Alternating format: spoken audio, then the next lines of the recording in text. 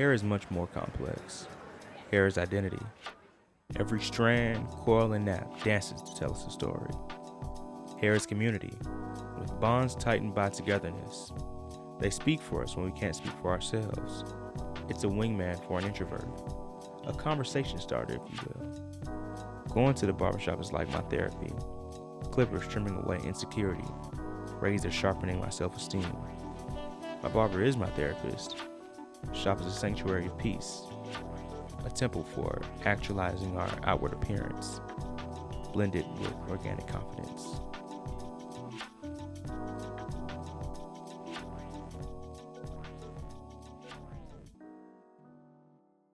All right, so I read this book like a couple months ago, earlier in the year, really. It's called Real Artists Don't Starve. Let me show y'all the book. Hopefully it focuses on it. Yep, here we go. So I was reading a book, and it was during the time when I was like trying to figure out, dang, how am I gonna make it when I'm trying to do this business and everything, and just as an artist in general, because it was a lot going on, trying to make stuff happen, make stuff shake. My taste hadn't met my ability yet as far as work, and I found this book on Amazon. I was like, perfect timing. Read this whole book, changed my life. I'm gonna show you how to change your life in 100 days. No, I'm just playing. But but this book really helped me a lot. It changed my perspective on, how to handle yourself as an artist and, the journey of it, and things and steps that, we can all take to better improve the quality of what we do and the business of it, because I'm a businessman. I love business. So I got my notes. Y'all know I got my notes. I can't do nothing with my notes. I ain't there yet. So the first part of it talks about mindset. The book is in 3 parts. It's mindset, market, and money. Start on mindset first. So obviously, title of the book, Real Artists Don't Starve. Try not to starve. So what's the opposite of starve? You gotta thrive. So we have to change the mindset from starving to thriving. And once we do that, it opens us up to a million other possibilities, because if you don't change your mind first, you can't change anything else really. So it starts with a mindset, and then understanding that it's not just, I'm going to be the greatest artist of all time in 30 days. It's a journey. It's one step after one step after one step, and you have to stay consistent about what you're doing. A lot of people, interviews of successful people, they'll be like, man, I wish, I focused more on what got me here instead of just, here. A lot of people don't see what's the middle between making it and not making it, So it helps to understand that it's a process, it's a journey, You're on your journey, I'm on my journey. We're just trying to get to a lot of different places, but are we trying to get in that middle phase? Are we gonna take part in that so we can get to where we need to be? I hope I'm making sense along the way. I hope I'm making sense along the way. Anyway, building confidence and taking calculated risks. A lot of times we try and do things, it's not gonna work out. This post don't work out, this song might not go crazy right now, but those that consistent steps is gonna help along the way. I like a point in it. It's not faking it till we make it, it's believing it until we become it. So we take calculated risks to become who we're trying to be. I'm trying to be a great filmmaker, a great photographer. Am I embodying what a great filmmaker and photographer does? Am I going out taking pictures all the time, or as my schedule allows and everything? Or am I just sitting back, not doing nothing? Sometimes it's like that though, because I be procrastinating for real. I can't lie. I be procrastinating. I procrastinate a lot. I do. So, hey, it happens. But you gotta keep going. That's why I say it's a journey. It's a journey. Embracing the gradual process and compound interest of the craft. Going back to journey, like stocks, compound interest over time, Invest in 1% of yourself into your craft every day. Now you look over a portion of a couple months or years, and now you have a whole collection of work that you're proud of, you can stand by, because you took the time to dedicate yourself to this craft each and every day. You know what I'm saying? So, cool. Next part of it was market.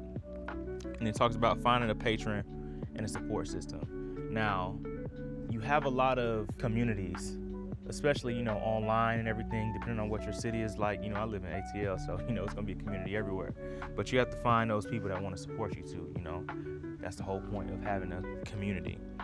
And even if you don't have like a dedicated patron, like if you're an artist, if you don't have a label pushing you, or like a music artist, rather, if you don't have a label pushing you, or if you don't have someone who's going to like fully endorse you and push money to your craft for you, what you got a job, whether that be freelancing, or even if you have a day job, a 9 to 5, or whatever your schedule is, you still reinvest that money into what your craft is.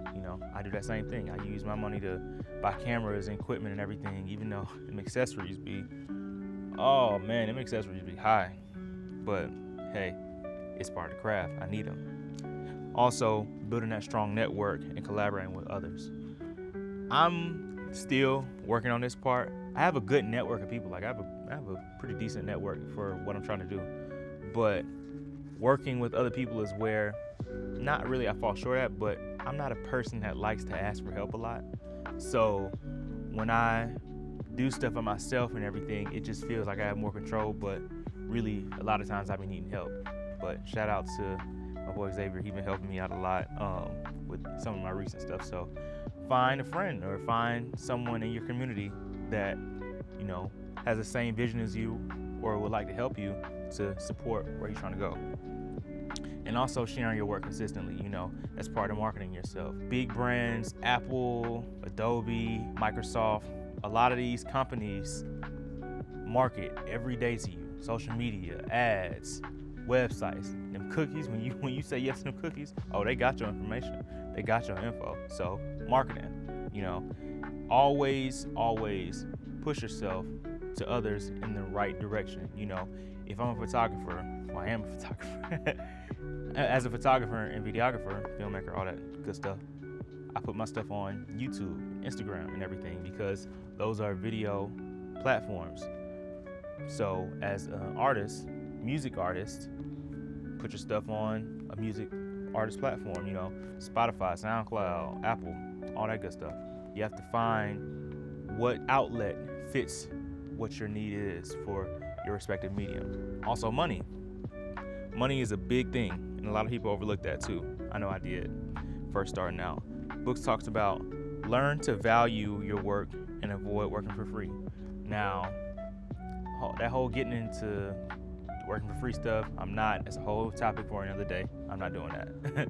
But you don't want to always work for free. You got to work for something, If you work a job or even as a freelancer, you're not going to do something all the time for nothing or for like pennies on the dollar. You got to get something for what you're doing, At the end of the day, it's a transaction. It's a service for money.